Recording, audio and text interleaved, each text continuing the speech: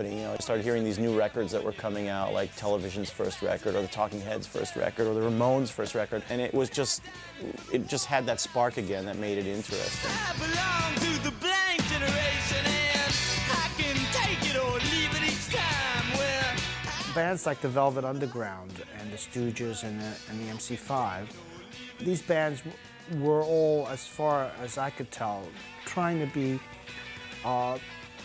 as good a musicians as they could be.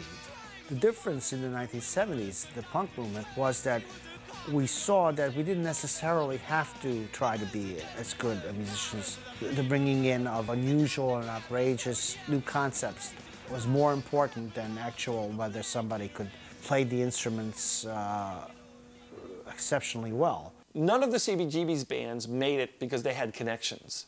They all made it because they worked hard and they loved the music. Because you got to have that attitude, take over the world, be the greatest. And this is an attitude, this is a New York attitude.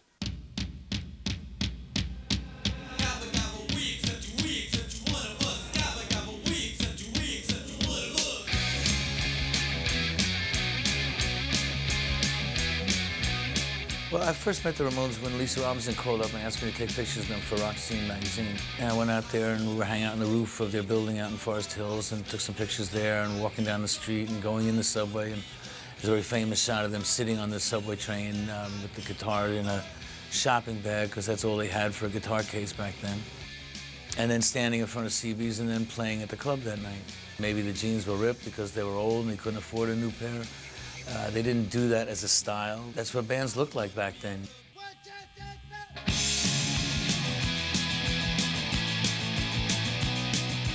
I went to see the Ramones the first time at CBGB's, and they totally blew me away.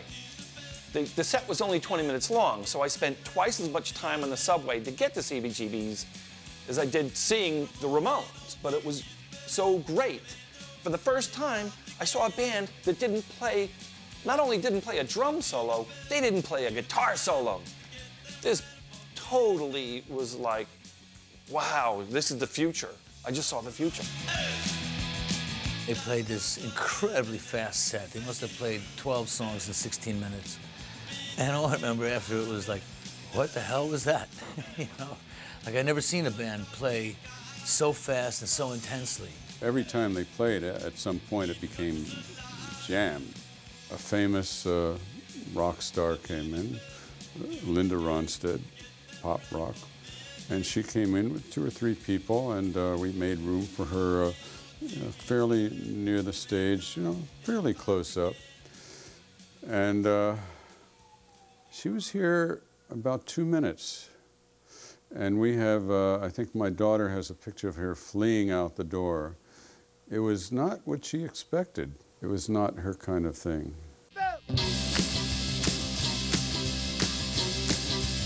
There must be something about living here that makes you want to celebrate what an amazing city this is. There was this feeling when you hung out at CBGB's that this was the center of the world, and that years from now, people were going to care that you hung out there, and that the bands were all going to go on to bigger and better things.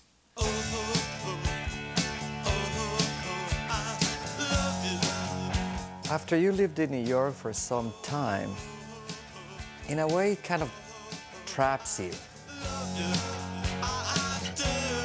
There is something, if you wish, dark about it. Because I see New York City as a laboratory. So, and in a laboratory you are experimenting, and in experimenting there's always a risk involved. So, New York City artists are artists that are willing to take chances and sometimes lose.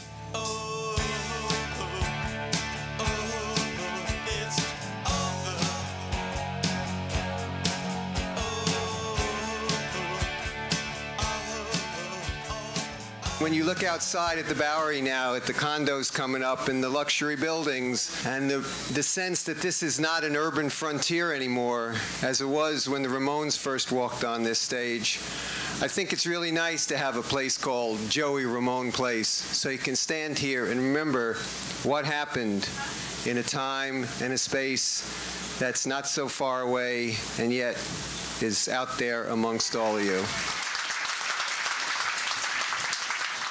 So now New York City has Charlie Parker Place, Herman Melville Square, Nikola Tesla Plaza, Duke Ellington Boulevard, Jack Dempsey Corner, Tito Puente Way, Joe Louis Plaza, Jackie Robinson Park, and now Joey Ramone Place.